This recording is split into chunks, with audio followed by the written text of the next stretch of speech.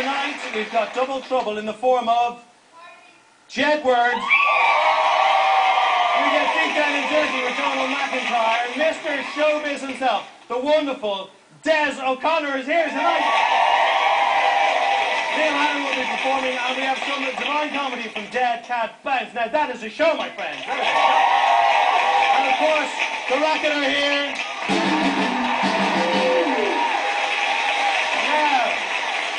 My first guests tonight are, well, hard to describe really. They hit the big time on X Factor and hit the jackpot with Louis Walsh. Some said they wouldn't last the winter, but yet again they are proving people wrong. Their new album is tipped to be red hot this summer. Ladies and gentlemen, it's Jedward.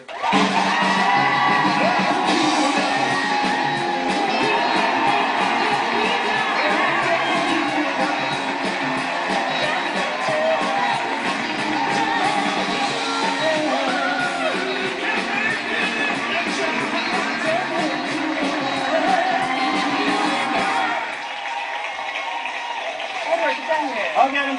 I'll get him.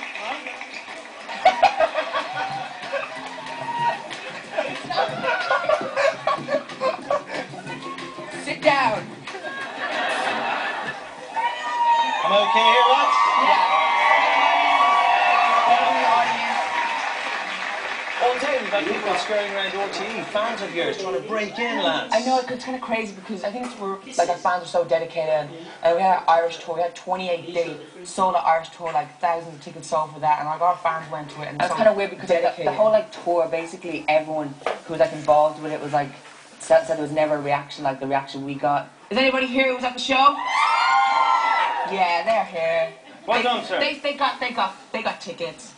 And then that's what we got like these jet heads, and then basically everyone in the audience was like wearing like jet heads, and then once John went into the audience, and then we couldn't track John because the security guard pulled someone out of the crowd because they thought it was John, but it was actually a little boy who was wearing like a paper cutout. I know. But one time at our shows, like we used to go out with, like, we used to have Cocoa Pops, and we used to have like a banana phone because to throw out to the audience, like we signed all these pieces of chewing gum, packs of chewing gum, we threw them on. And then once I threw out John's runner, like I gave it to a dedicated fan who I thought would have given it back to me. Like a person I met before, I'm like, please give back to me, John needs to do a performance on stage, and then like and then she never kind of gave back. And one time there was like, say there's like loads of crazy fans right here on the table, okay, like just imagine this, okay, and I had a box of Cocoa Pops, and it fell down, and I reached down, and they all completely swamped on top of me, and then all. And then there's like the clips on YouTube of me falling off stage, like we full on injured ourselves, like I'm talking full on, like we got bruises, like we didn't even have tans, and it was like by the end of the concert, but I'm not gonna show my leg right now. But to get me, like basically it was like really successful. I'm just amazed somebody actually gave you Cocoa Pops. I know, because when we were growing up, our mum was always like, they were always like, oh, you can't have Coke, no branding, you can't have fizzy drinks, you can't have sugary things, okay? Because like, you know, like you get a sugar rush. We never got a sugar rush. Yeah, I never get headaches or sugar rushes. Lads, I don't. listen to me. There's a reason your mother never gave you any sugar. Because we ate all the fruit. I know why it was, because we... What's the reason? Because you might just, I'm guessing you might have got a little excited as children. We were just like outside, because we used to like have we used to build tree houses, we used to like build lots of those hideouts. But you always hung around together. You're always each other's best pals, yeah? Yeah, we're always best buddies, and except, it's kind of weird because people always thought it was weird that me and John were like friends, but like we're brothers, and then people like in our class would be like, why do you guys hang out? And I'm like, who else am I meant to hang out with? Like, what's the point? Like, I don't get it. Like, you're so alike. I've got something here to present. Oh, that's so cool. Oh my god, cool. There you go. That's a little badge for you, okay? Do we get to keep them? I'm John, and you can see the name badge. It looks pretty cool. It does. And Edward is You can get yours in the store available soon to you. Ah. Louis has you trained well. Really trained well. Do you know what's nice about having you on now? Because when I've seen you on shows before, it's been off the back of X Factor. Yeah. But this is the first time I've really, you know, been able to have a good chat with you about real success. Not based on that show, but based on your own shows. Yeah. You've done the last 28 dates, you guys sold them out, and you entertain people, and you Thank perform you. well, and I think that's a great thing, because people did doubt you, so good a bus, please. No,